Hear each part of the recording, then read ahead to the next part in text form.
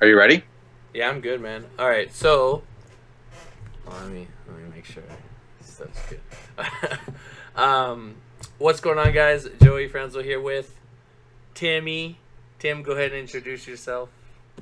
What's going on, guys? Tim Thebodeau with Flexx Training Systems. Now, name's Tim Thebodeau. I've been on YouTube for about 4 years now.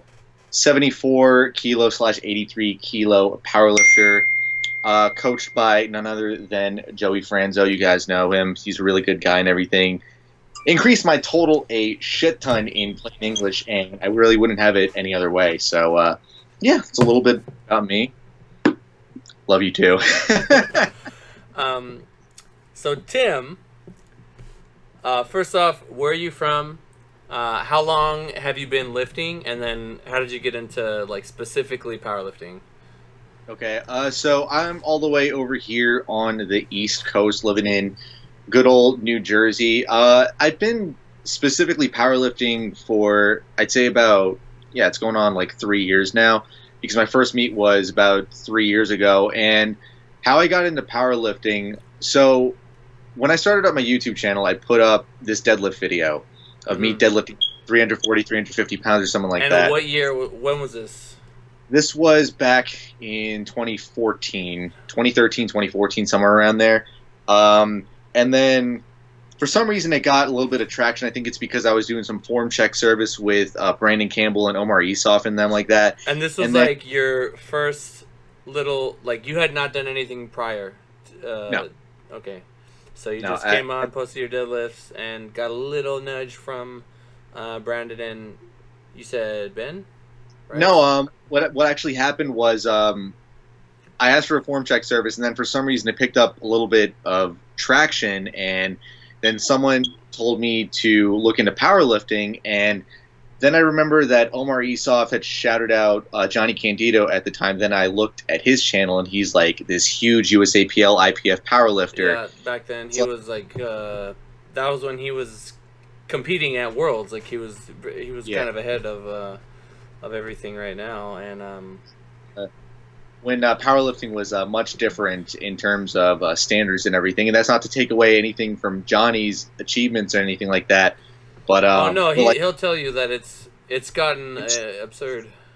yeah, but I looked at powerlifting, just did a little bit of research on it, then decided to do USAPL New Jersey States because USAPL is like really the only federation that's around here. We don't have USPA. We have RPS, but wanted to be a little legit, so decided to go with USAPL, and that's how everything started. I think those other federations are like if you're just starting. Oh yeah, like it's less a good. stress. You could go in, kind of. A 24-hour weigh-in is very lax. It's not nearly as stressful as a 2-hour weigh-in. But if it's all that you know and you're switching over to, USAPL, then you're gonna have to like take your expectations and just bring it down a little bit, because it's a stiff bar. It's 2-hour weigh-ins. It's strict judging. When I competed in USPA, there was very strict judging at the higher levels. And I learned a lot from those older judges that would take the time to explain to me, X, Y, and Z. And I thank the USPA for kind of like, we're going to prepare you. We're going to give you some training wheels, and we're going to prepare you. And now you're ready for the big stuff. So that's great. So you got into powerlifting, and do you remember what you hit your first meet? First meet was 1167, and that got me second place at 74 kilos. So it's like looking at the 74 guys today, 1167 is like absolutely nothing, because like we were talking about a little bit before, standards have changed so much over the past 3 years. Not so much the like if you look at the totals, like what's considered elite and stuff, those are like literally 3 years old, and I think this is the last year, 2015, 16, 17, and I think we're supposed to get new ones to decide like what is elite, what is all that. They do it through like an average, and I'm sure everything's going to go up. But I know that, like, for example, my 105 total is elite, but my 105, my 120 Wilks is way better than that, and I'm not Yeah. elite. I'm not even close to it. I'm like Seriously? 60 pounds. I'm like 50 pounds away, like 55 pounds away. So you can tell, but there's like one really strong person could fuck up everything, because if you have a Dennis Cornelius and then the rest of the pack is down here, that average is going to be like screwed up by the top dude. So, you know, powerlifting is definitely evolving really quickly. And then, so you started your YouTube channel in like 2013, 14-ish. Yeah. And then, kind of talk about how, like, what it was and then what it has evolved into now in terms of, like, you know, the format. You know, did your editing get better? Do you do all your own editing? Do you have someone that does it? I already know the answer to that question, but, you know, let the people know what's up. Yeah. So back in the beginning of, well, actually, we're going to take it back a little bit before I even started my YouTube channel. When I first discovered what YouTube fitness was, I remember it literally revolved around voiceovers over workouts and supplement reviews. Yep. That's all that YouTube fitness was at the time, and then it slowly started moving its way towards vlogging and everything because and twin muscle workout. What was that? And twin muscle workout coming on, dude. And just talking about anything. I think that dude, they were big. Scheme a little bit. No, they were big. They were big, man. Dude, they probably, like, imagine if the hot springs just didn't exist. It would be. I feel like it'd be more filtered. People saw them and were like, "These two dumb motherfuckers are doing this shit. I could start a channel too." No, I love them, honestly. They're funny as shit. Yeah. Tina fucking listens to them. It's so funny. She listens to them when she's like doing cardio, which is so hilarious to me. But yeah, but if you like take a look back at their older videos too, it's like they were all professional and everything. They spoke with really professional tones, and now it's like, get the fuck out the way. I'm like, okay. This is like a huge, huge change. I wanted to say, this is like, it seems like everything has gone that way, where the more things are put out there, people are becoming less and less classy to say, and they're just like, do whatever the fuck you want. Like, look at Conor McGregor, look at Trump. Like, seriously, they teach kids. Yeah. You could be a fucking... You could just fucking do whatever the fuck you want and get somewhere. You know what I mean? Just be yourself. You know, say what you want to say.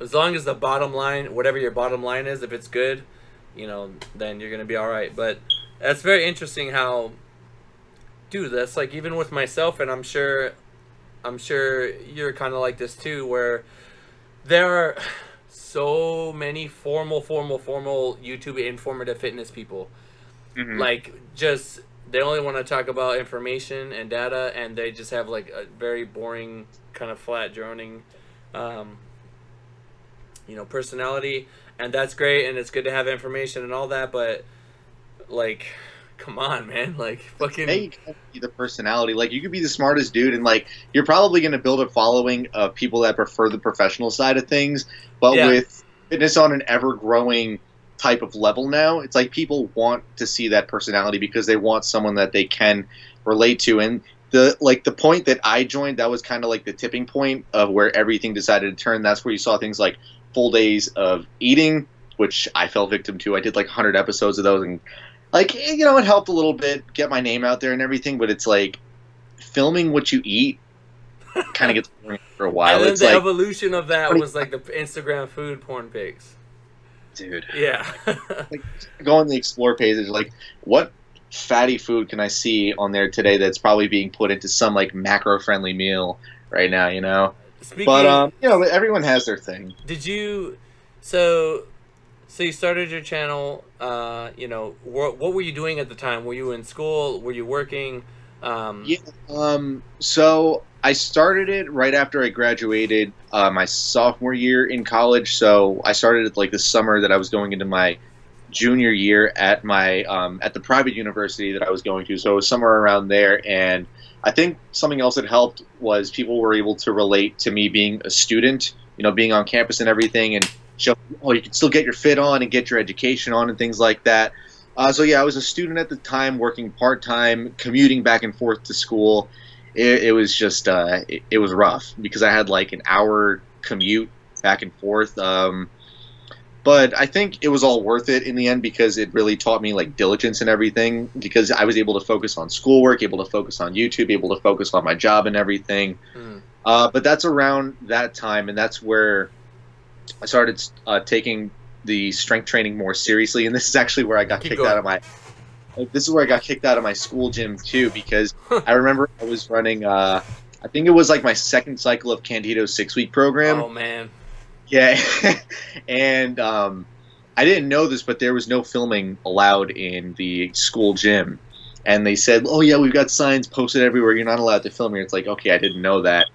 But and I'm probably such an asshole for this, but there was this thing that I would do whenever someone would catch me like deadlifting, let's say like 405, for example, because you really don't see that in commercial gyms. I would catch them in the camera, and I would like zoom in on their face and play like that siren from Kill Bill, and I would call it like the Myron camera or some shit like that. And then someone found one of my videos, sent it to the staff, and they called me aside. It's like, "Dude, we got to revoke your membership because you've been doing this shit." And I almost got legal charges for that, because it's like invasion of privacy, because it's technically like maybe. They tried giving me the whole spiel of like, this is a private institution, it's not public, you can't do that, you're making fun of people. But see, when things, it's private, but it is kind of public. If it was like a bathroom, like what happened with that one chick who was she recorded like some old lady on Snapchat, and then it got back to her, and she got in like serious trouble because a bathroom is a designated, like, it's private. You know what I mean? There's obviously going to be shit going on in there. But I don't know, man. But I get what you're saying. At least they didn't like kick you out, like, completely. No, dude, I honestly would have been devastated. I remember as soon as I got that notice and the email from the judicial system of the school, it's like, "Oh, you have a hearing on this date." I'm like, "Oh fuck!" I'm like going through the rule books. It's like, can I get expelled for this? I was a mess that week, and then they just gave me like a slap on the wrist, $30 fine, and kicked out for the rest of the semester. Then I had to go to retro fitness for the rest of the semester, which wasn't a huge deal because it was like 5 minutes away from the school. But yeah, to anybody out there that wants to do YouTube, just be careful with what you film and what you post, because you never know who's gonna find it. Yeah, man. But I think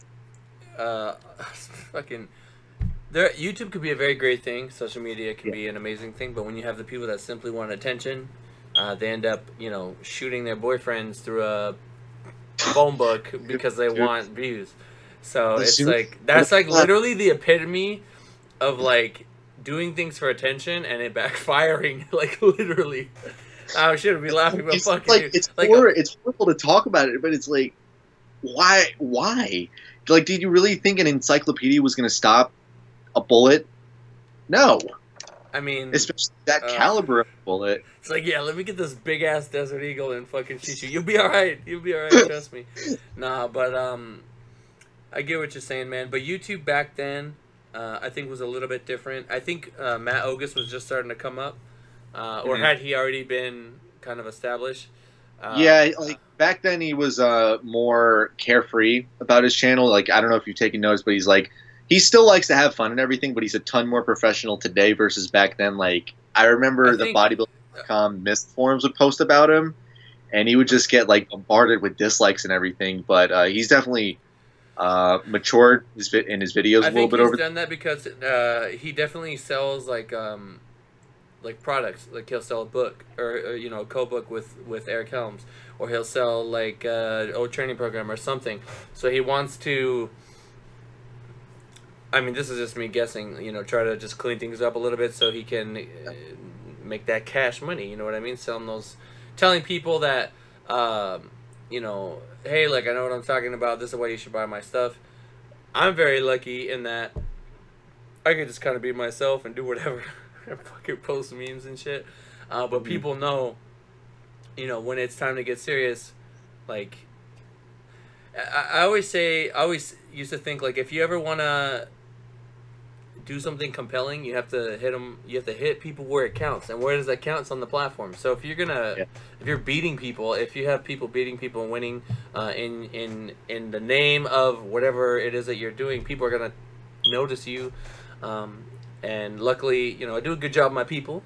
You're an example of that. I have a great example of that, and you know, it kind of runs itself now. And I'm thankful that, dude, it's like I was the kid in school that, you know, I couldn't fucking pay attention to what the teacher was saying because I had a million things going on in my head. I was playing Angry Birds like the whole time, and then when it was time for the study guide, I'd be like, okay, study guide. All right, boom. You know, get a 86 on the test, whatever. I don't care, and then just go back to doing whatever.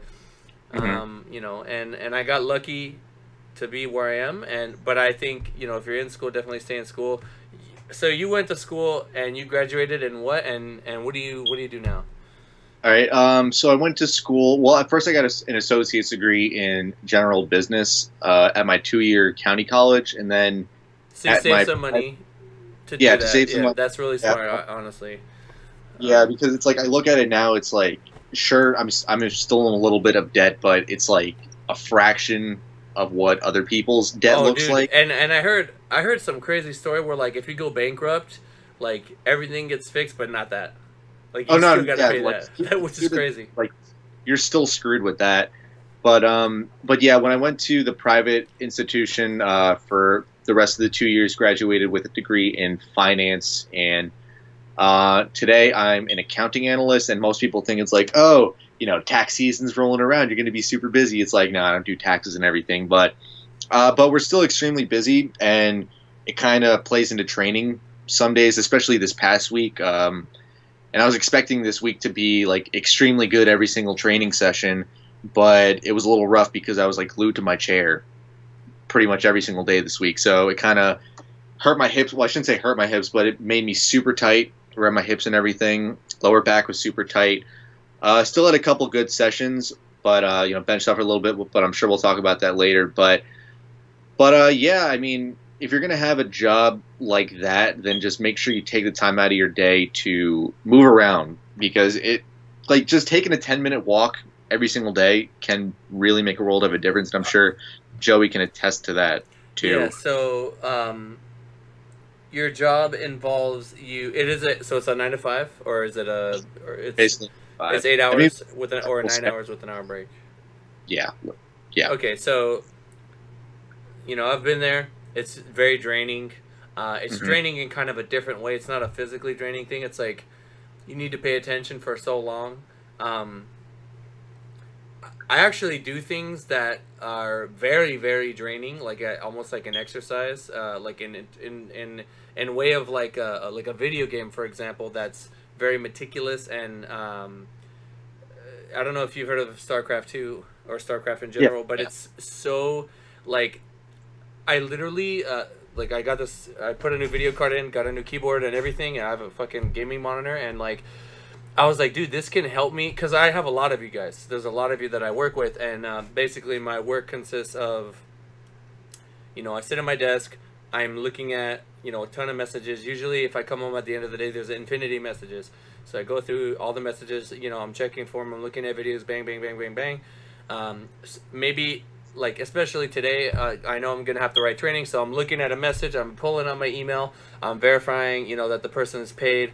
You know, I'm making sure everything lines up, and then I'm double checking with them. So you got to go quick. And if I can't, like, be able to put my attention span in multiple different places at the same time, maybe I have some information on my phone. My phone is where I keep the notes of everyone who's got training coming up. Like, if someone were to just steal my phone, I would fucking have no idea. I would have to ask. And you know, so it's a lot of that, and it's. Then and it's crazy because let's say I'm doing your training, I need to get in that mode and think about, okay, so I'm gonna write this training now under the context of Tim, and then boom, that's done. Next person, I need to write this training under the context of Russell.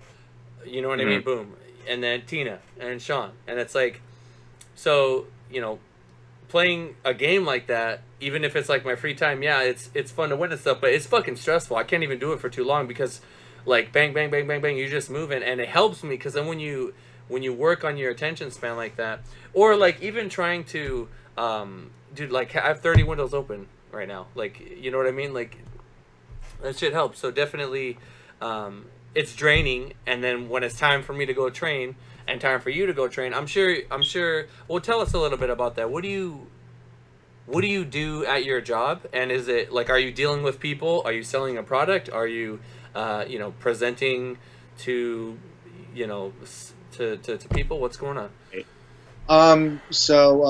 Work for an S&P 500 company. Obviously, not going to tell name of it and everything, Yeah, yeah, but it's basically like the job of a regular accountant, but we analyze things a little bit more in the sense of like we try to project like risk. We try to project the the price of certain bonds that we're invested in, other companies that are invested in us, and really, so we each, because there's like 5, 6 people in my department, we each get our own limited partnerships that we are supposed to manage, and that's something that everybody does. Like everybody has LPs that we have to manage, and then everyone has their other individual tasks. Like I'll take care of some of the invoices that we have to pay. I'll take care of all the expenses that we're accruing, all the expenses that we paid, and then we like that's done on a month-to-month basis. Everything's consistent, but then when it comes to quarter close, which is this month, because we're always on a 1 month lag, that's where things really start to pick up because we have to take a look at the financials over the past 3 months. Like an 8-hour day could easily turn into like a 10 or 11-hour day. So I usually get out of work at like 4:30, 5 o'clock. There's some days I'll get out of work at like 6 or 7 o'clock, and I don't even realize it. You just. I mean, you didn't move a lot, but I know what, dude. And Tina does the same, like similar stuff. She sits a lot. Yeah. And then afterwards she has to go train, and I mean, me just being in a relationship with her, like having to deal with that whole thing, it was very difficult to, one, not only coach your significant other, that's like incredibly hard, to anyone that's had to do that, but like she doesn't want to go train, you know what I mean, but you got to do it, and then you're super drained, your hips are tight, it's hard for, I mean, you guys squat kind of similar. I would say your depth is definitely considerably like more obvious than hers, but like you can get to depth. Not like I've never really been like, Tim, you're fucking up, man. You're gonna fucking bomb out if you don't get down there. And I feel like a dickhead whenever I have to bring that up, but I'd rather you guys be mad at me than be mad that you bombed out or that you missed your third because you were high as fuck. But so you get out of work and you just train, and you'll either post it one place or another, and I'll take a look at it. And I think especially when it's meet time, you post more frequently. That's why I tell people, the more that you post, even if it's nothing going on, like you're just showing it to me, like almost like subconsciously, the more of you that I see, the more I can like kind of read your tendencies. To the untrained eye, people might think, oh, Tim, you got another, it fucking happens all the time, bro, you got another, 10 kilos on that shit, when really you only have like 7.5, 5, really only it's 5. Like there's very, very few people that could really know how much a person has left, and that's usually just the actual person, and if they're being coached by someone, the coach. Yeah, like if I've seen, like I know, for example, so I'm gonna use Sean and John Hack for example. John's lifts are very, very clean in terms of like they're consistent. We've never changed his form on anything. He's been squatting with the same stance forever. He's been benching. Bench is like easy. For him it's either like a moderate grip or like a close grip. So that's it. Like there's no, and he's very it's like all muscle. There's not much of an arch. He just fucking presses it. And then his deadlift is conventional, and conventional with like, he used to have a pretty round back, but it's gotten straighter, or he just put on more muscle so it looks straighter. But it's very consistent. So I can call his lift and know that whether he's hitting 85%, or 99%, it's gonna be the same. There's not gonna be, he's not gonna have like a, how some people can move like, I don't know, maybe they move like 500 pounds super easy, but then as soon as you go to 550, there's like a technical thing that happens that makes the lift go from an RPE nothing to infinity. He doesn't really have that. For me, I could just judge it by the strength, and it's much easier to call his stuff. With Sean, if I can call the same lift twice, and if he doesn't control his squat, he's just gonna dive bomb it and die. It kind of happened to him at Worlds. His bench, it could be. I mean, this new technique is a little bit more consistent, but before it was like hit or miss. So you can get stronger, but when you have inconsistencies with like the way that you lift, it's very difficult to call things. So talking about you, Tim, I think your squats are pretty consistent. I think you're pretty consistent all the way across, just up top on deadlifts, like those last inches, like the last 2-3 inches. Your opener might look like nothing, and then people might think, hey, do a big jump. But you always have to watch out. You have to judge the entire lift from where you suck. Yeah, that's it. Like, you can't judge it from where you're fast. Otherwise, I mean, you're just gonna get humbled real quick on that nice big juicy third attempt. So you get out of work, your hips are tight, you get to the gym, and what are you doing? You're rolling? Are you stretching? Are you just saying? Are you like me and you're just like static stretch for like 30 seconds and then bar weight, or are you like Bryce warm up? No, it's like I actually prefer to stay a little bit tighter, just because I don't know if you remember us discussing the potential of me having a little bit of hypermobility in my hips. Yeah, so going like super deep, and you squat on the Romelios, right? Yeah. Yes, like way too loose, and I'm gonna get out of position. It's like I'd rather not fuck my shit up. Real quick, so I've gone over this like a million times in like my other videos on my channel, but like I'm not a fan of rolling before, because especially when you squat, you want your back to be tight. You want your spine to you want your vertebrae specifically to be like locked in. You know what I mean? I don't even want to crack myself before I squat. You keep things. You crack. Yeah, I don't want to do that. Yeah, I'll like everybody's different, down, but move one leg to the other side. Dude, I used to do that all the time, and I had like crazy issues. But over time, I've gotten just tighter, just from like I'm just like a walking ball of scar tissue. But I feel like it helps me. And being hypermobile, especially on squat, is you gotta either widen your stance or just like it's all about control to a certain point. That's why you see guys, and this is another problem with Sean. It's like, and he knows it. It's like he can do really really well on reps, but once you get close to like 600. It's a different physics. You know what I mean? You can turn it to 1,000,000 pounds if you drop too fast. So you warm up and you train, and you don't really complain, man. And that's one thing that I think it's good to make note of. I had a long day at work, and I was feeling it. Just kind of kills your mood. Do you caffeinate after, or are you just like, fuck it, I'm going in, I'm just training? No, dude. I like time my caffeine. It's so like my routine is I'll get a large coffee in the morning. So that's like 150 milligrams of caffeine. And 1:30 rolls around. I'll just pop a caffeine tab, drink some BCAAs, go to the gym, and that's it. Like no pre-workout, no. Like I've actually so that's at 1:30. So if you don't get to the gym till like 5, you're still good. That's where like the timing screws me over a little bit. Like if I know it's going to be a late day, then I'll push it back to like 2:30 or 3 o'clock. But normally I just take a 200 milligram tab of caffeine around 1:30, and then I'm good to go. No pre-workout or anything needed. And actually stopped using ammonia because I've learned it's like a thing. I almost want to say it's a thing of the past. I mean, some people like it. If you're one of those guys, I mean, sure, but a lot of lifters that I've told, like, dude, you don't need it. You want to focus. You want to make sure you don't fuck up. They've been doing that, and they've been seeing the benefits of just lifting calm and collected. I mean, there's times when, yesterday when I hit that 545 for 8, my body knew what was coming. Like I knew, I was like, I'm gonna push it on this set. And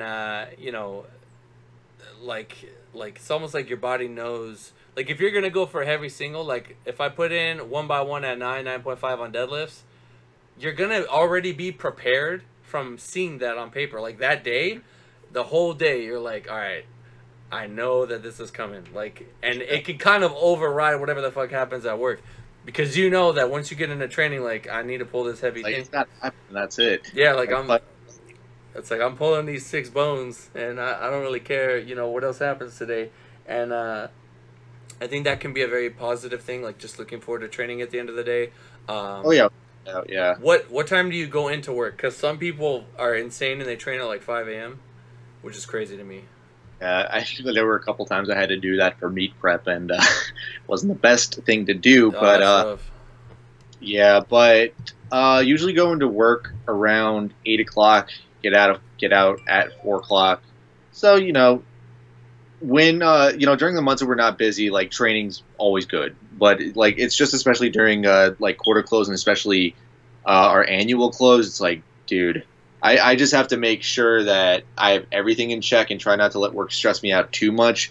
But it's rough because sometimes because we work with a bunch of different companies, and sometimes we'll get a curveball thrown at us, and it keeps us there for like another hour, stresses us out even more, and that will carry over into training. But then if I have somewhat of a bad session and I don't like meet the standard that's been set thus far, I'm like, okay, it's really not that big of a deal because this has happened before, but you still made a shit ton of progress just by relaxing and telling yourself it's just 1 or 2 bad training sessions and you've got literally years ahead of you to make progress. So 1 week's not going to hurt you that badly. And everybody's different. Everyone's body type is different. The amount of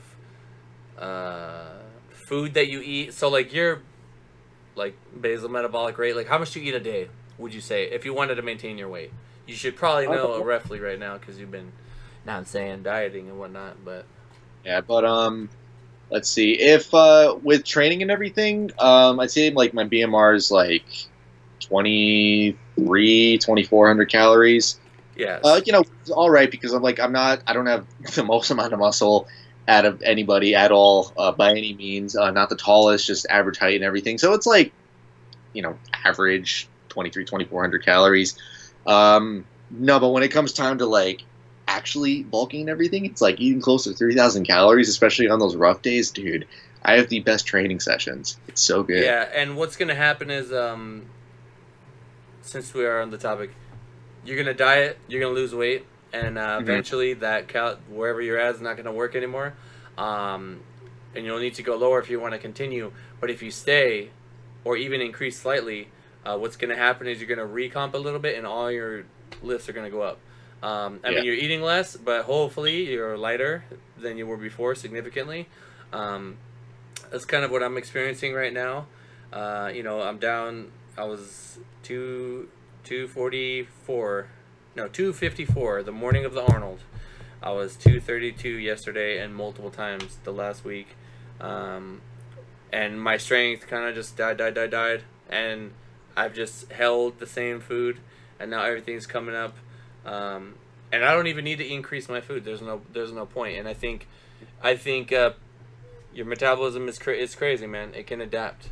And I think what's helped me, I don't know if you do this, but like I eat very content, like foods that are content, like that make me feel content. So I'll have cereal. I don't know, cereal, something that gets me. I eat burritos. I eat pizza. Dude, I eat pizza like every day. I buy these California Pizza Kitchen frozen ones.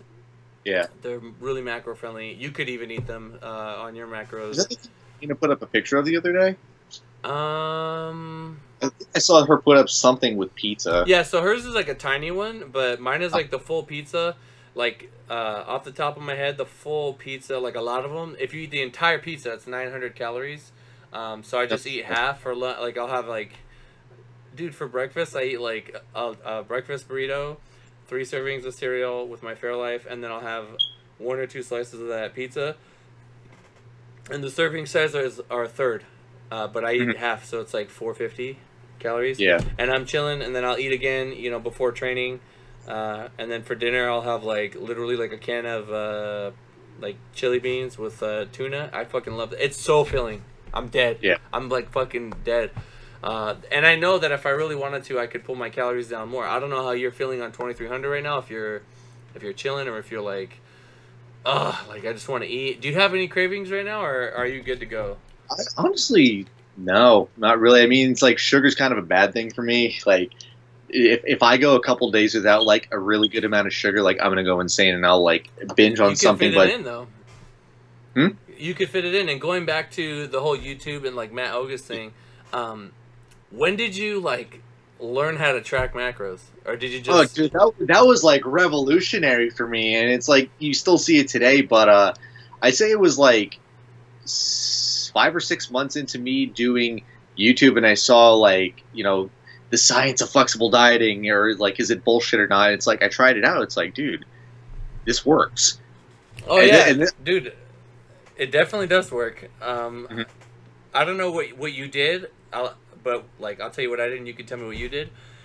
When I heard the whole like 500 calories, lose a pound a week, I did that, but I lost way more than a pound. My weight just like flew off, Yeah. and I got like super lean, and then I hit a wall really hard. Like I kept dropping it down like tiny bit after that, but then it was just rough. And yeah, so you could tell me what you did, but then I'll tell you what I kind of think people should do now instead of Yeah. doing So back then, I would like meticulously track my food. I would like go in. crazy status, right? Like It was, it's like, I don't gotta have a make bite of my food. I track that. fiber and like all these carbs. I was like, oh. Looking back on it now, it's like I don't It's know so why I dumb. did this to myself. Because if I wasn't so anal about tracking, I probably would have been like a little bit ahead of where I am right now. But yeah, I was just way too meticulous with it back then, and I kind of think it was a good thing though because it's taught me to get a good estimation of what foods have what macros. Like I could probably look at a cup of rice and be like, okay, that's like, like 25 to 35 carbs, maybe 2 grams of protein, no fat, obviously, and it's not even that huge of a deal. I don't have to weigh everything out, and I've honestly just been intuitively eating and just looking at calories, and I've been perfectly fine. I really haven't tracked macros to the T in about a year and a half, and I've been fine. Yeah, I'm very lax in terms of like I won't go too far over I don't even go over my calories really. But if my like carbs are way over and I'm like under on protein, I'm just like, it's fine. It's a day. It's not gonna be the end of the world. It's probably gonna help you train anyway. But I was so and I don't know if you've ever gone through this. I was so like adamant about I will not go over my calories for the longest time. And then what happens is like, yeah, you lose weight, but your body's gonna realize like we've been eating like way less for a long time. I gotta make some changes here because I don't want you to starve.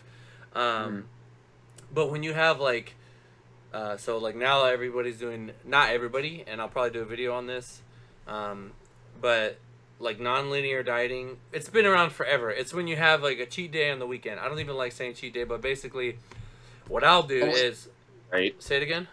Almost like a refeed.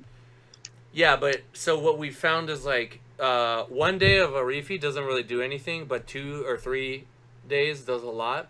And in an extended diet phase, like I use like Leanna Carr, for example. I remember she was out here in October 20.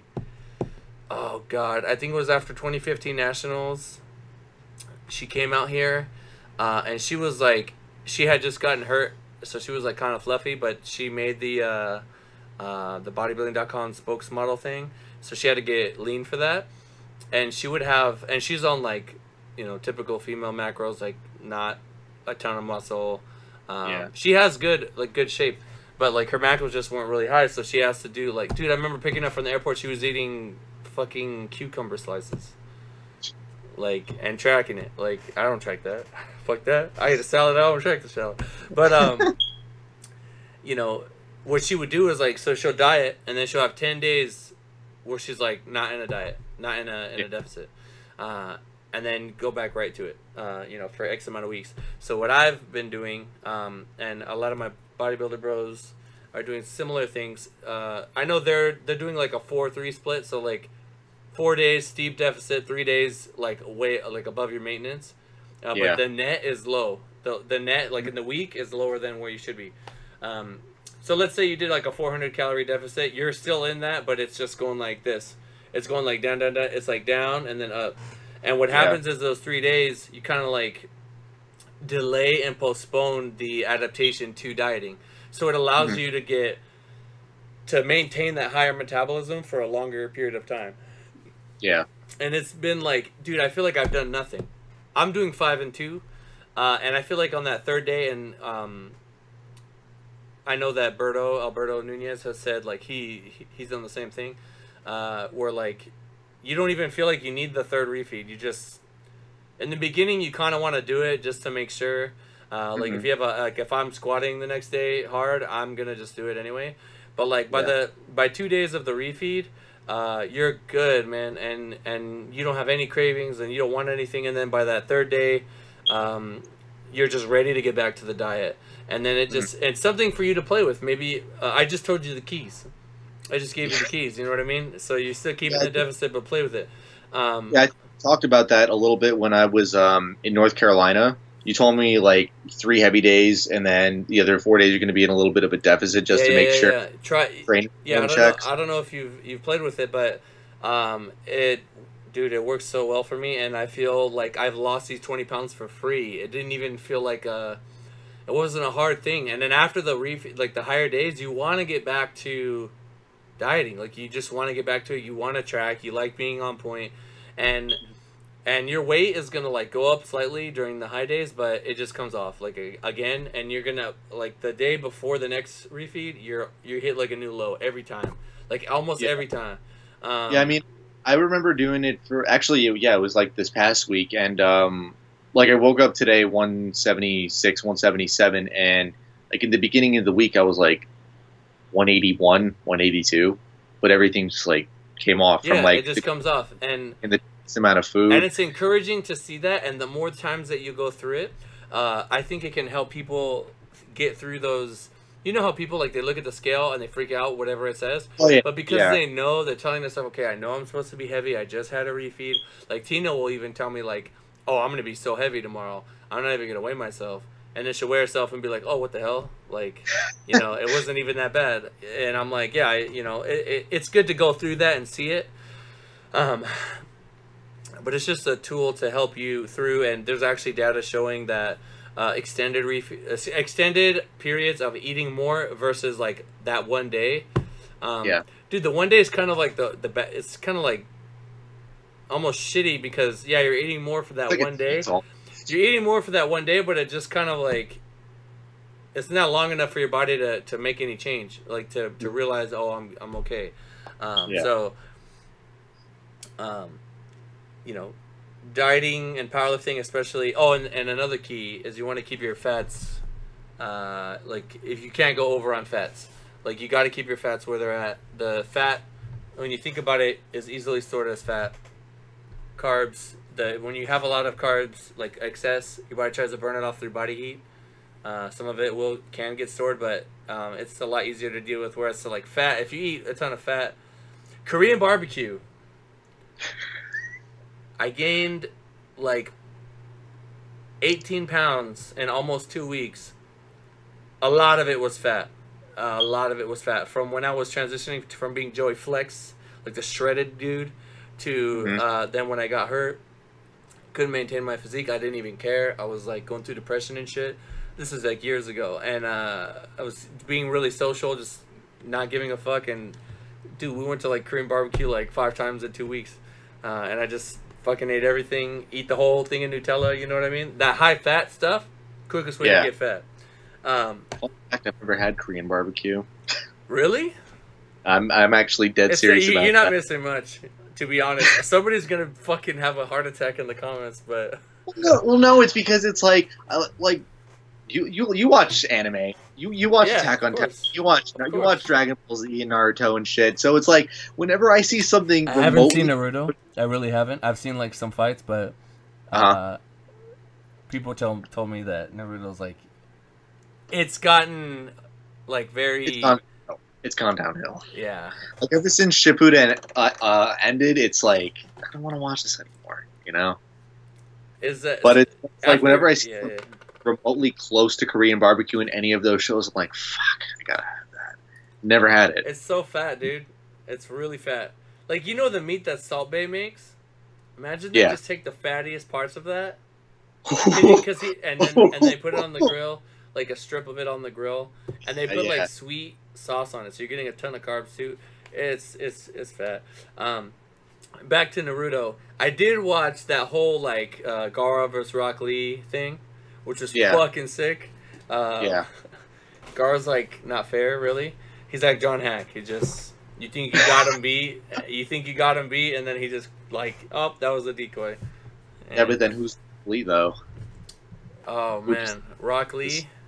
Rock Lee's like the guy that everybody's pulling for, but he just can never get it done. I don't know.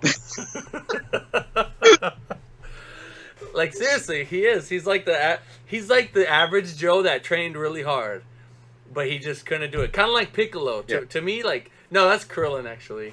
Krillin's like the dude like you can't give Piccolo no, but shit. Piccolo he's good, and he comes through here and there, but he's not like. He's never like he's not Goku just fucking gets it done. Like if Goku shows up, it's gonna get solved. You know what I mean? Vegeta, he's a doer. Goku's a doer. Piccolo's kind of like a stall guy. Sometimes he can, do some shit. But how do we get onto this, dude? This is what I love. Like I love anime. I love movies. I love stuff like that because it's all relatable. But it's like a very extreme thing. You know what I mean? Like. Actually, now that I think about it, while we're still on the topic, you can kind of think back to when, when Krillin should have killed Nappa. Krillin should have killed Frieza because he has the Destructo discs. It's like those things fucking slice through anything. It's like you had two opportunities to be the hero of the series. Wait, hold on. So, when Frieza gets chopped up at the end against Goku, is that because he tried to hit him, and then he knocked it back, or how did that even work out? Krillin wasn't even there. I don't even remember that. No, it's because so after Frieza blew up Krillin. Oh wait, are you talking about like the first time that his like tail got cut? He got cut in half. His arm got cut off, and his tail. Oh yeah, Krillin was dead. Yeah, he's gone. That's what pushed him over the edge. Dude, that shit pushed him over the edge. If let's just put it in a broad sense so people can see. A catastrophic event happened in Goku's life. Literally, his friend died. And because of this terrible event in his life, I know there's some of you guys listening to this right now that are going through some shit. They said, fuck that. I am not going to let this motherfucker kill all my friends. So they rose to the occasion. And I can think of multiple times in my life where I have had this like imposing thing in front of me. For you, it could have been school. It could be like that girl that sits across from you that you're like, man, I really want to talk to her, but she wouldn't talk to a guy like me. You gotta just like, you're gonna rise to that occasion. Countless times. Now we're getting back into powerlifting. I've had lifters that say, I want to achieve X, or I want to beat X person. And I'm looking at it like, fuck, like that. Man, we're gonna have to work for this. And but as long as you believe and you put your head down and you work, you can ascend. You can ascend to Super Saiyan levels and get and achieve some special shit that's gonna be with you for whatever. So now, would you say that your schooling, going through the whole process, getting your degree, was that one of the hardest things you've ever done, or was it like easy peasy lemon squeezy? I'd have to say if I was doing like the type of training that I'm doing with you today back then, I probably would have died. It's like I was listening to the podcast that you did with Sean the other day. It's like I don't know how he does it.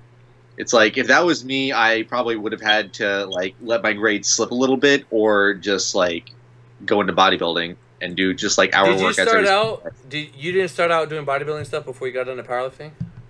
Well, I always played around with the idea, but then I wanted to get strong. It's like being the biggest guy in the gym really wasn't that huge of a deal for me, because back then it was like, oh, I want to be that guy that doesn't look like he lifts, but he can deadlift a shit ton of weight, which was okay for back then. And then it's like we fast forward to today. It's like, look at all these other guys pulling 700 and they weigh the same as me. But yeah, it's like I never. It's really like a handful of guys. but we see them Yeah. all the time, so it kind of fucks with us. But But yeah, like I never really started fitness to get big. It's like, it's a side goal of mine today. And like that's obviously going to come with strength training. It's like yeah. possibly a little bit of a slower rate because we're not entering hypertrophy as much. But yeah, it's just been all about strength No, dude, for I me. think if you are actively trying to increase the amount of weight that you squat, bench, and deadlift, those muscles are going to grow. The cool thing about powerlifting is we are almost like the longer you train, the harder it is to get better. Obviously, to get Oh yeah, stronger, and especially with size, it's hard to put on size, and it's hard to see it hmm unless you have like years, like literally years apart, or yeah, you're a noob. Um, but with powerlifting, you can, like, if I add 10 pounds to my bench, especially on my level, I know I may gain somewhere. I know that I put on like even a 0.5 ounces of half an ounce of muscle or something, um, which is very rewarding, and it feels like progress. yeah. And going back to StarCraft 2, when my APM goes up, my actions per minute, that's hmm increasing how fast that I can type, how fast that I can move.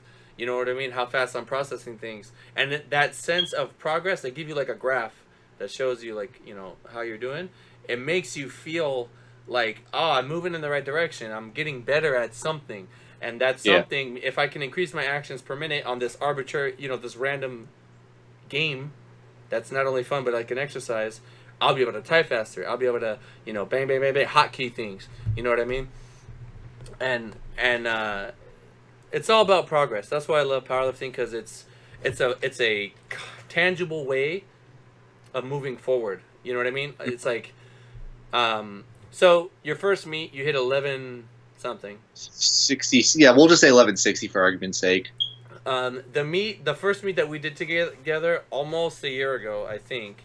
It had to have been like maybe next month would have been 1 year from that meet, because I remember Luke hit me up and was like, Joey, you got to help my friend Tim. He's got a meet in a month. And I was hmm like, a month? I was like, fuck, we'll do what we can do. And then, do you remember what you hit that meet? And what meet was that? Like, was that your second meet, third meet, fourth meet?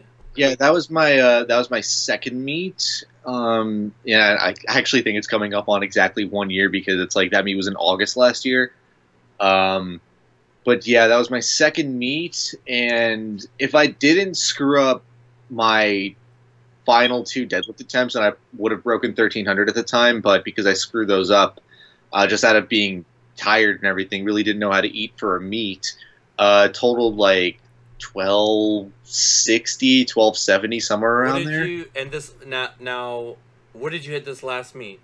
This last meet that you did? 1411. Fuck. Yeah. Yeah, 65 kilos, man. That was a huge jump. And, like, granted, it was, like, up a weight class, but still, No, it's but like, even at your size, for me. that's I'm I'm very pleased with that. I'm not even remotely, disappointed or anything. That was, like, great.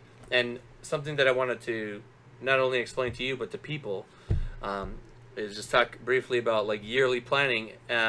Tim, after that first 4 weeks, he was like, Joey, I was so happy with, everything. I wanted to pay for the whole year. And it was not only a honor it is saying a lot to me for him to do that, but it also allowed me to kind of like, I could go full on with this. I can plan out the entire year and really just do what I want, especially to put him in a better position, especially with somebody like you, Tim, who, like, you listen, you get your shit done, you have a 9-to-5 job. If you're listening to this and you have a 9-to-5 job and you're the type of person that says, I can't do XYZ because I have a job. Dude, I have guys that work that, It's like, no, and they have a kid, and they still train. Like, the training saves them. And you find a way to get shit done that's important to you. hmm And I think the cool thing about you being on a team, because I have like a team of you guys, you know what I mean? Definitely more than a handful of you guys. you guys can see each other and feed off of that. You know what I mean? Like, Russell hits 555 for 6. Sean hits 545 for 7. Then I see them, and I'm like, fuck, man. No, actually, I saw my buddy Walker. He hit 585 for 6. I mean, he's like 250 right now, but I was like, shit, I got to do something. I can't. Oh, man, Flex got to stay in the mix. So I'm like, cool, let me just drop 545 for 8 real quick. Let these boys know. Don't count me out yet. Now, you can count me out. I'm just trying to do one more Arnold and dip, but... no, man. No. I'm gonna. I was telling Alec Houston this from the UK, whom he has a really beautiful voice. So I want to get him on here just so people can listen to him talk for an hour. But I know I'm not in a position, like, I have ailments. I have like a hip thing. I have I'm not pushing my deads right now. I'm deadlifting every 2 weeks. Which I've had some big deadlifter friends that have seen some success with that. They haven't really inspired me to do it, but when I came up with the idea, I was like, how can I justify this? So I'm playing with that, and my back isn't really bothering me right now, which is great. But I can't push myself the way that I want to, and I also think my squat is good. I mean, my squat's great. My bench is pretty good. And my deadlift is just very, very lacking. And for me to, like, give a full throttle run into deadlifts the way that I would want to, it's just not feasible. I'm happy with snail gains on it. But at the rate that everything is progressing, but it was like right when I started to get into it, everything blew up. Everything, people saw what everybody was doing, and Garrett Blevins was coming up. There was a time when Garrett Blevins barely had a 1700 total. Oh no, dude! I remember you mentioning that the other day with Sean. It's like all these other lifters that, you look at their totals back then, and you look at them placing in IPF Worlds today. It's crazy. Yeah, he stayed with it forever, but that's a whole nother thing. I thought about doing a series where I take a lifter and analyze their progression and kind of explain things to people, because people might just see things and they go, "Oh, damn, look at that," but they don't understand how that person got there or what they did to get there, and what the fuck were we talking about? Yeah, working with you for a year. So I knew that I had Tim for the year, and I said to myself, I am a firm believer in and resensitizing people from stimulus. So if I were to give you squats 3 times a week, bench 3 to 4 times a week, and deadlift 2 to 3 times a week, and do that for an entire year, you'd be dead. Like competition stuff, you'd be dead. There's no way. Maybe with RPE you would survive, but you're wearing out. You might get there sooner, but then you're gonna just kind of fizzle out. You know what I mean? Everybody's different. There's some people that can do it, and maybe they need that. For example, females, you gotta just jab at specificity and push them. Whereas with you, especially with the way that you squat and you pull sumo, and I don't want to beat up your hips, I would have a couple of blocks in there, especially when you're going through tough shit at work, where we are moving forward slowly, and we're saving kind of that hyper specificity and really pushing you to the very end, and it works so fucking good, man. For this meet, everything started to come up. I saw the confidence. Me seeing the confidence in your Instagram posts, it felt so good to me. You know what I mean? Just to see that, I was like, dude, it's an added bonus if you feel good going into your meet. You don't always have to.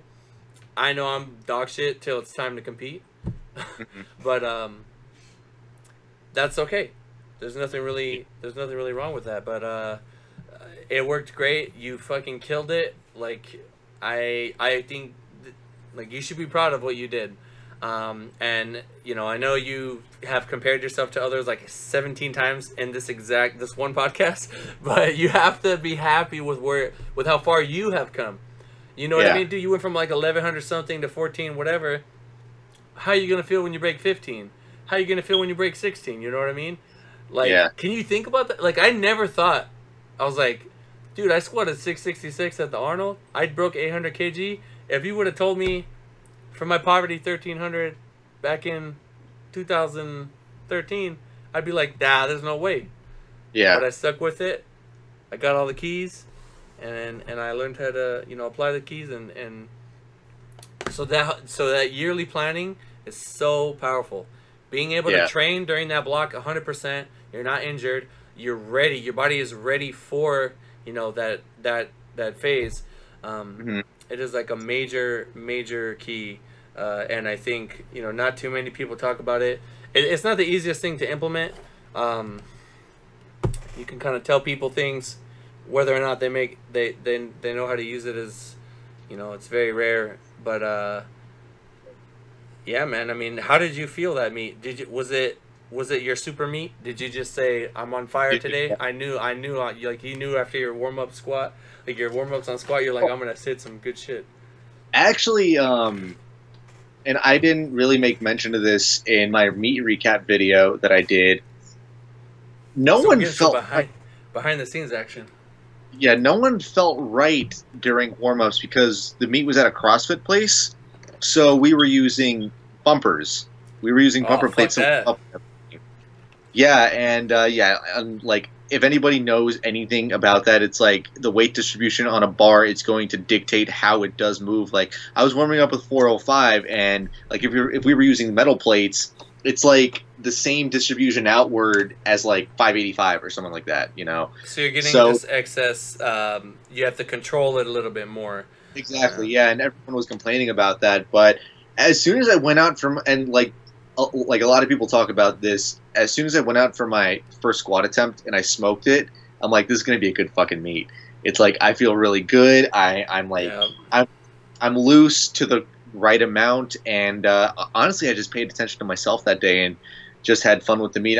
I've learned over the past year working with you that just paying attention to myself and just having fun with the process right now, that's what's helped me make the most amount of gains. Because before, and like we're joking about it right now, like I would compare myself to everybody. It's like I would look Everybody at, does, man. We want to win. like everyone does it at one point or another, but it's like today I do it significantly less. Like the most extreme thing I did was take a look at the deadlift state record, and that's all I took a look at. It's like I didn't look at any of my competition.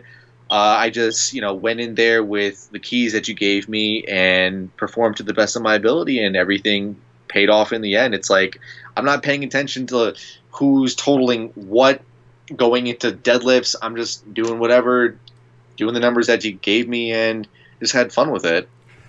So yeah, that was definitely my super meet, and hopefully there's meets in the future that feel even better. But Oh to yeah, date, that was my absolute best meet. yeah, man. And the how many weeks out are you? What did we say? Like 16, 17 weeks out from the next meet, somewhere around Yeah, there. so we're gonna have a very condensed version of that year plan. Yeah. I think it's gonna work great. I've kind of got you figured out for the most part in terms of what you need, and that is another example of going back to my loyalty video, just building a relationship with one person and having them refine things over time to better help the lifter. Um, Mm. you know, and whenever you guys tell me, this didn't feel good or I'm feeling beat 3 weeks out, is that normal? Um, Unless I'm telling you like you need to be strong for this, like there's gonna be ups and downs in training, and you can't let it. Not letting the highs and the lows push you too far one way is gonna take you a long way, and I think being busy can help with that. It's like dude, I've had days when I've gone in the gym and I've told Tina like I'm gonna try to hit something decent and I suck, and I'm like, oh, it's fine. I'll just drop it down, get my volume in, and get out, and my mind's already somewhere else. Yeah. Then like yesterday, I was telling Tina like I'm gonna be ass, like I'm gonna suck. There's like really, I don't even know what I'm expecting to hit. And then I hit 135, and I was like, oh fuck, I'm gonna hit something. I'm gonna hit something good today. But you just don't even feel the bar. It could basically just be the bar, like an empty bar. But really quick, I just realized I didn't even answer it. I said I was gonna do like a third Arnold and get out. I would like to do a third Arnold, just to say that I've done 3, And then the reason why this was in my head was because of my whole hip thing. I didn't know how long I could push. I don't know how many years I had left, you know what I'm saying, squatting and stuff like that. So I got the PRP in my hip, and it has helped me. Like, it really has helped me. But I think I have, could be one of two things. It could be the way that my femur socket is shaped, meaning there's nothing they can do unless they shave some bone, and that's like a whole thing, and I don't even want to talk about it because it's like, it leads to a hip replacement. You know, it's just the way I was born, and the stress that I've imposed on my body playing football from a young age, and squatting when I was younger. And the next thing is, you know, there could be like a cyst around the area. It's almost like a stress ball, like literally a little stress ball that could be annoying me. And if it's just simply there to be an annoyance, then I'll train through it. But if it's like actually fucking something up, I didn't know. I had a lot of questions, so I was like, man, I want to do at least one more Arnold, and I'm gonna push through it. But you know, I think me dropping the weight and how easy it was, and just with all the stuff that I know now, I feel like I have like a whole nother life of like as a lifter to explore. Like, not only as a 105, but as a 93. That's a whole nother area I haven't played with. Say, back down to 93 kg, boys. I mean, I think I'll get to 220 no problem, and then I can do a death cut from there. Or, who knows, I might... We'll see. It depends on where my metabolism starts to fight me. But it'd be fun, and I think I'd feel like myself again. Because I definitely didn't feel like myself at 250. I told myself if the Joey of back then... Dude, I was known for, like... Girls used to tell me they felt uncomfortable around me because of the way that I would eat, because I would eat so good. You know what I mean? Or I was very strict. And it just made them really look at themselves. And I didn't mean to, you know, seem like I'm better than anyone or stuff like that. I'm sure you've had experiences where you were eating super strict and people around you are just like, damn, bro, like, what's up? You oh, no, dude. Like, bro? You don't want to hit this shit? What the fuck? Like, whenever I did that full day of eating in college, it's like there was this little scale that I would bring into the cafeteria, and people would use the thing as a drug scale or some shit like that, and I would use that to weigh my rice out. And it's like, you know, like you said, who the fuck is this guy? That was the life, man. That was the life. And you know, you don't understand. Sacrifice to win, motherfuckers. But yeah. I'm gonna keep lifting as long as I can, but I know that if something ever happens where I cannot continue to powerlift,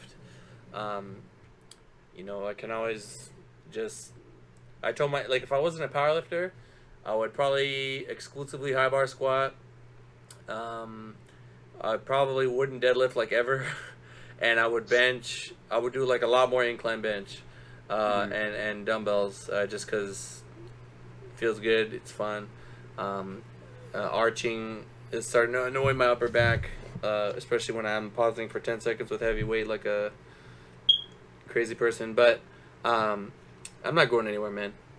We ain't going nowhere. We got things to do, people to beat, titles to take, stuff like that. All the good stuff that comes along with being part of the Flexx boys. But tell us about so you got this super ultra fucking corporate job that is miserable. You live in the miserable, fucking horrible corporate life.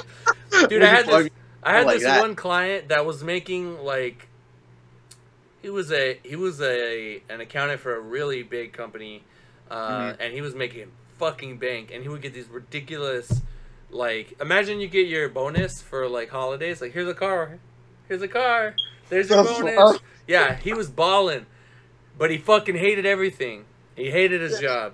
He hated everyone. He used to tell me, Joey, me coming here to train with you is the only thing I look forward to. And I was like, damn, that feels good, but it's also really sad. It's like a really bad relationship with your job. It's like, he's got like bad money, though. Like, the way I look at it, it's like, especially when it comes to accounting, it's like the more you get paid, the more miserable you are. Because I can't leave. What that you're doing. The golden shackles. I think that's actually a great example. Yeah. So, you work this corporate job where they just throw tons and tons of cash at you, but you hate it. And now you probably don't hate it. But, so what is this thing that you started on the side? Like, what is the top secret thing that you started on the side? Will you share with us do you sell things? Do you have any cool things that people could wear in their head, perhaps on meat day? You know, I mean, I don't I know. know that big of a secret now, but so what I really wanted to do was create something that I would like to see people wear. And, you know, there are obviously other companies that are doing it right now. And I kind of got this idea around IPF Worlds last year because Mr. Bilbo Swaggins, John Hack, he wore an American flag headband to IPF Worlds. And ever since then, it's like everybody and their mother is wearing headbands at meets. So I was like, huh. This is like this could definitely set me apart from instead of just making some logo and putting it on a T-shirt and just trying to sell it to people, you know. And there's nothing wrong with that. If you want to do that, that's your thing. I think it's just there has not to be something behind it, for sure. Like you definitely, there are brands that just sell a logo basically, and then yeah. you know Like, people. What I like about, you know, Flex training systems, Team Joy Flex. By the way, I didn't come up with Team Joy Flex. My teammates just, my guys just started calling me that because I was Joy Flex, and I was like, all right, fuck it, we're gonna start doing Team Joy Flex. I like it when someone goes into a gym and they see another guy in a shirt, and they're like, oh shit, you're my people, and then they become homies, and then you know what I mean. It's fun. Yeah, it's fun to be a part of something like that has legitimacy behind it. Like that has actual meaning behind it. So well, also like so like what is the name of your brand, and then what would you like people to know that it is or that it stands for? Okay. And then you know, I mean, you could tell them where they can find it, but I'm gonna ask you for all that stuff later, and I'll put it in the thing below. All right, so so it's called Pulsate Athletic Wear, and the Fucking reason professionals, fuck. Hey, holy shit. So the reason we picked the main name Pulsate is because we really want to show people that it's okay to do whatever it is that you love. Like, even though I do powerlifting, it's not a powerlifting specific brand. Like, we'd like to hit pretty much anybody that does anything to enrich their life, because you know, a pulse is a sign that you're alive. And usually whenever you're doing something that you are like 110% passionate about, you feel alive whenever you do that. So in a sense, your passion is your pulse. And we just want to make sure that people actually stick to whatever makes them feel alive. So once they find whatever that is, it could be powerlifting, could be bodybuilding, CrossFit, mountain climbing, swimming, dancing, whatever the fuck you want to do, really. It's like, just fucking stick to that. So that's why our whole mantra is find your pulse, hashtag find your pulse, whenever you use any of our shit on Instagram. But yeah, that's really the reasoning behind why we picked the name. Just whenever you find something that makes you feel alive, just stick to it and pretty much fuck what anybody else says about it if they're trying to tear you down from whatever you're trying to do. So yeah. What's the deal with the squat, bench, deadlift ones though? That one's like obviously geared towards yeah, like right? that's like built up so much unexpected hype around the brand. Like, we're not a powerlifting specific brand, but I wanted to create something that obviously I could give to people within my little niche right now to help build a little bit of hype around the brand, and people have, you know, loved it so far because no one's really created a powerlifting specific headband, you know. So I was like, you know, what do? We squat, we bench, we deadlift, and you know, adding an American flag theme to it. Fucking USA, yeah. It's like that makes it even better. And like, honestly, people have been so supportive, not only with the actual products that we offer, but like they absolutely love the message, and that's what really means the most to me at the end of the day. When you put an idea out there, maybe not a product, but you know, just simple words, and people actually believe in that, that's what means the most to me at the end of the day, because they're supporting the brand not only through the products, but through the supportive words about the message as well.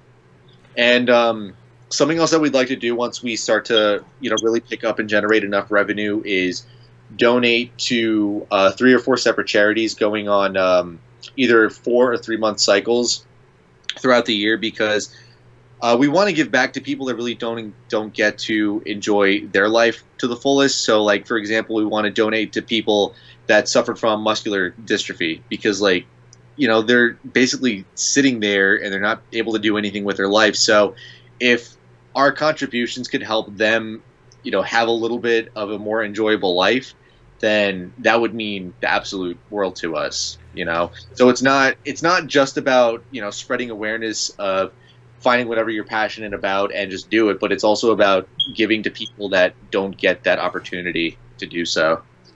Now, when you say us, do you care to share who us is, or?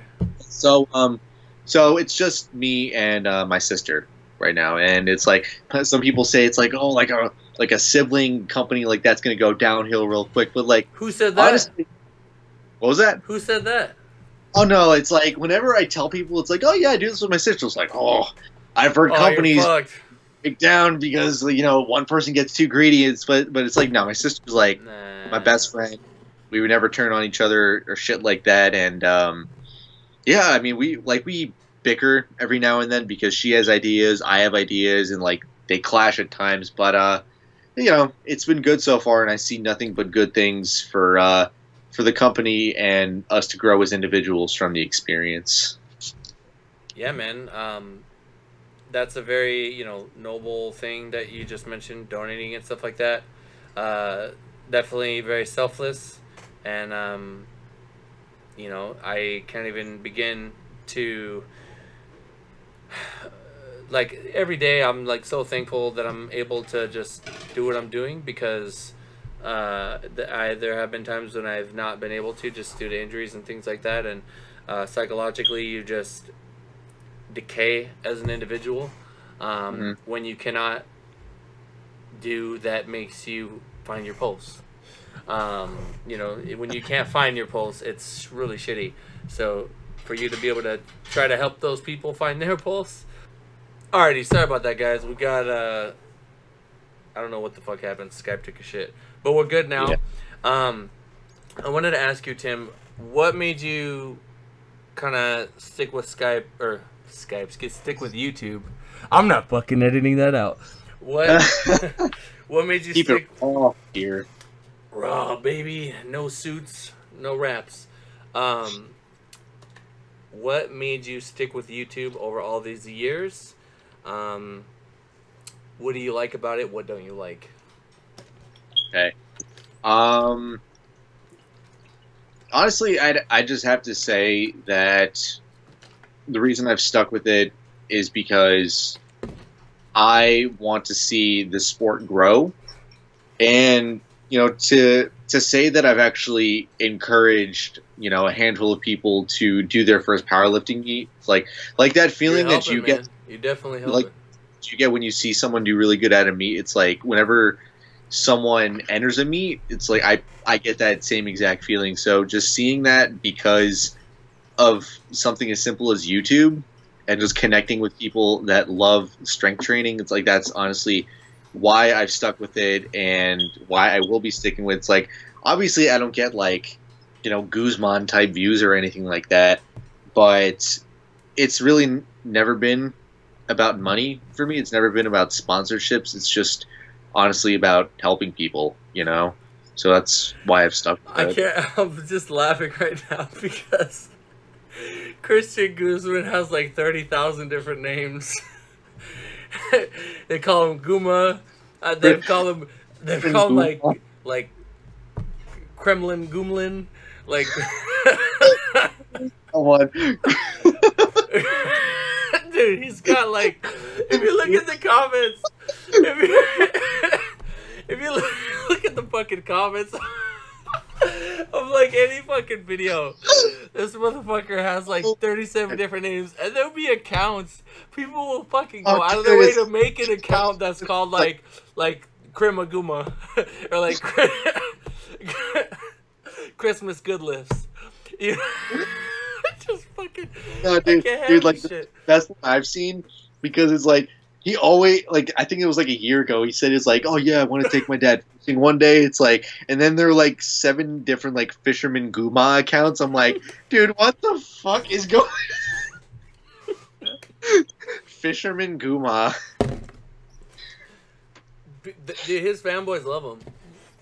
It's He can't do no so, wrong. He can't so lose. funny. He can't lose. He Like could fucking. all respect to Christian, because like I love him to death, but it's like, dude, it's Shit, crazy. if we could get him on here one day, boy. Diversify, man. I sure would have to hit him up. You know what I could do is hit up Russell, tell him to get Christian on. Yeah, by the way, those of you that have been asking, hey, Russell doesn't even know this yet. I haven't even told Russell this yet. Everybody wanted Russell after that first one. And I want him to do his first meet first, so we could kind of talk about that and just, you know, have some context. Also, I want, like, I've had time with you. I've had, like, almost a year with you. So I wanted to, actually, you added me on Facebook. I always have people add me on Facebook before they start with me. I think you've been technically with me for a year. I'd have to look back. Yeah, but I know I have to pay you soon. I know that much. Oh, I'm not even tripping about that. I know that's just like my thing. Yeah, but like that first month, that first meet that you did, I think it's been, damn son, a year. Yeah, it's crazy shit. No, but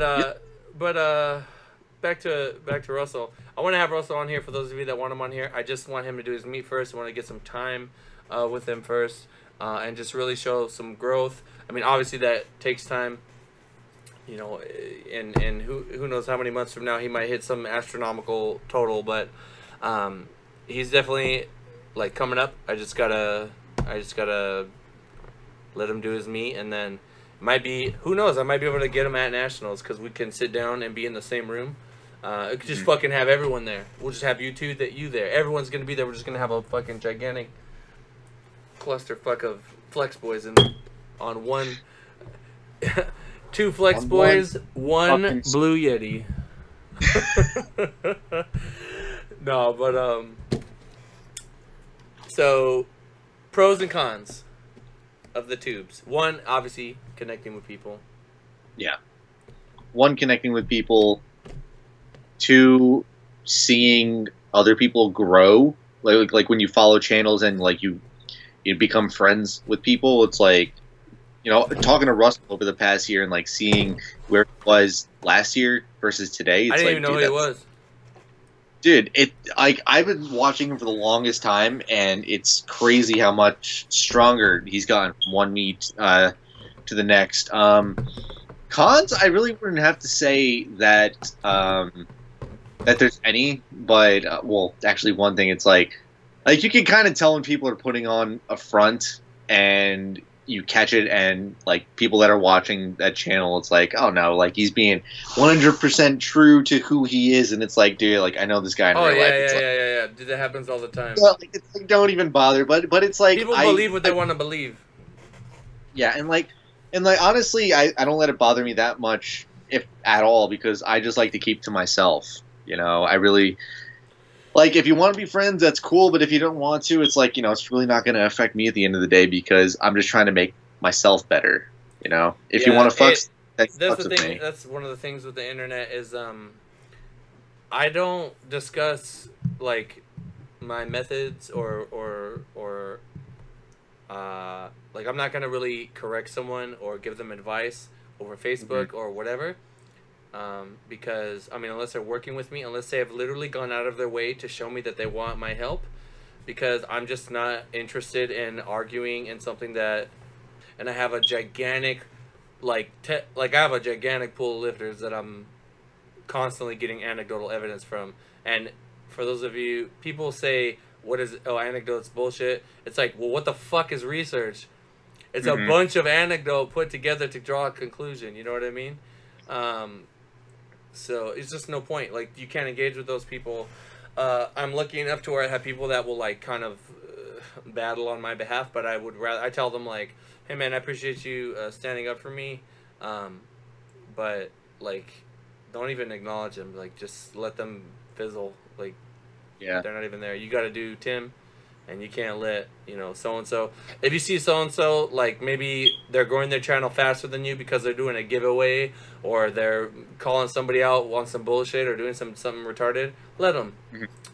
Just let them. Like, you know, best of luck to them. Let them do what they do, and let things are gonna happen how they happen. But you know, just gotta let karma handle it. And I mean, I don't even know if karma's a thing, but life does have ups and downs, and karma is such an interesting like concept. That's we'll talk about it another time. But then, is there something you wanted to ask me, perhaps about yourself, perhaps where you're going to be, perhaps down the road, perhaps? I mean, we were kind of talking about it a little bit off stream after we got disconnected a little bit, and you know, kind of hard to determine, but basically, like, what he had asked was, like, after working with me for like the past year, it's like, where do you see me as a lifter in like 1 or 2 years? You know, my professional answer to this question is no, but no, just leave. Just be like, no, but okay. So when all the time I get lifters that ask me, "Hey, man, I want to become IPF world champion, and my total is 900 pounds, and I weigh 250 pounds. Like, I know you can get me there. Please respawn, and then please respawn times 10." And it's like, all right, I know that I can get you stronger. I know that I could do that. At the rate at which you get stronger, I have a very broad indication. Like, it's going to be like between here and here. It's not going to be like you're going to get this stronger. Like, you're going to get this much stronger. It's going to be, you're going to get like somewhere in here. You know what I mean? Yeah. All I can do is coax your body to move in the right direction. And people have this misconception of like, oh, if I just work on hitting this, then this will give me this max. It doesn't always work that way. And like, you can't just want a number. You can't just like want a number and make it like there. You know what I mean? Yeah. If you get it, it's because you worked at it for a long time and you eventually got yourself strong enough to get it. I didn't know that I was going to hit 302.5 at the Arnold. I just said I'm going to have a good squat. It's going to be more than 650, and I don't know exactly where it's going to be. You know, I knew that I was going to get stronger, but I didn't know how much. And that's one of the things. So to answer your question, Tim, I know that you're going to get stronger, for sure. I don't know exactly like how much, but like, I want to say we have to factor in diminished returns. So like, let's say you put, you know, 65 kilos on your total in, do you remember the time frame? Literally a year. So a year, it could be, you know, actually no, 10 months actually. Yeah, I knew it was a little bit less than a year. It could be, so in another 10 months, you could put anywhere from 65, potentially a little more, potentially, you know, half of that or something. You know what I mean? But you're definitely going to get stronger. I don't think you're at, like, kind of where I was, where I'm fighting for 5 pounds on bench, like, every 10 months. I'm fighting for it. Like, 5 pounds, so not even 0.5% of my max. Yeah. You know, on deadlift, 5 to 10 pounds, if that. On squat, 10, 15 pounds. You know what I mean? That's kind of where I'm at. And there's going to be a point when I need to just be happy with the snail gains. You know what I mean? Yeah. And maybe you hit a big squat PR, and I say, let's match your PR on bench, our bench cycles, whatever. And then you hit a big deadlift, big squat. And that's something that I touched on in a previous video. If you're ahead on squat, you don't need to risk anything on the other two. You know what I mean? Tina called me and then hung up right away because she knew that I was busy. Goddamn girls. But you're definitely going to get stronger. For the answer for anyone is I don't know. No, anybody that can tell you they know exactly how much stronger you're gonna get. Like Oh, if well, anybody, no, yeah, definitely they're no. bullshitting you. If they can, nobody can guarantee you that you're gonna hit X, Y, or Z. There's times when I made bold statements because I truly believe that based on what you've shown me already, you can hit something. Um, and I think that speaking things into existence is a big thing. But there's no way to tell for sure. It's Yeah. impossible. Um, it's very broad. So you're gonna make gains, Tim. You're Yeah. gonna make gains. I think playing with your body composition and increasing your body weight, and then cutting back down and going up, you're gonna see changes. And Mhm. if you do it enough times, and you train, long enough, you're gonna look at yourself in the mirror and be like, I'm pretty damn strong, and I am happy with the way that I look.